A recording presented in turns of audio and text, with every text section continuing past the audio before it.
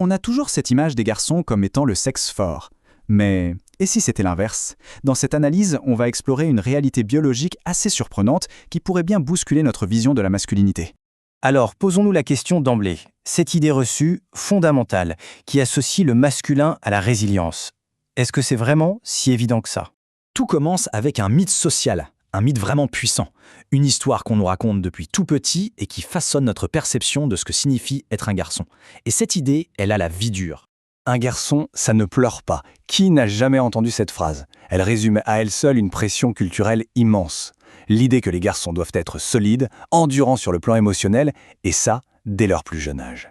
D'accord, ça c'est pour la croyance sociale, mais que se passe-t-il si on la confronte à la biologie? Eh bien, c'est là que le récit prend un virage complètement inattendu. Et voilà le point central, ce contraste est saisissant. D'un côté, on a l'idée de résistance, et de l'autre, la réalité biologique qui nous dit que les garçons sont bien plus sensibles à la privation affective que les filles.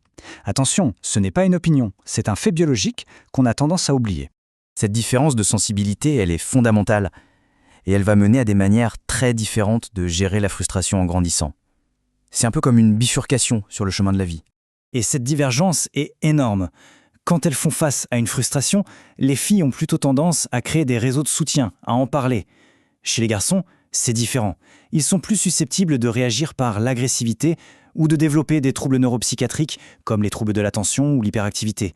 La détresse s'exprime différemment. Les sources utilisent une expression très forte pour ça, les tranquillisants relationnels. C'est une belle image, non? Ça désigne ces liens sociaux, ces amitiés solides qui agissent comme un pansement sur la détresse émotionnelle.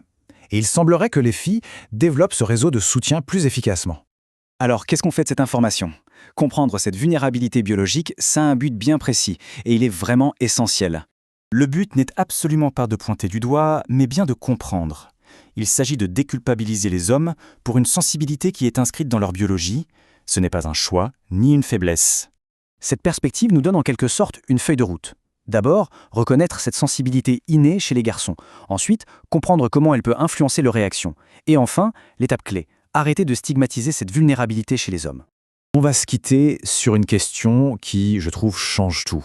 Et si la vraie force, ce n'était pas de cacher ses fragilités, mais au contraire d'avoir le courage d'accepter sa propre vulnérabilité? C'est une idée qui mérite réflexion.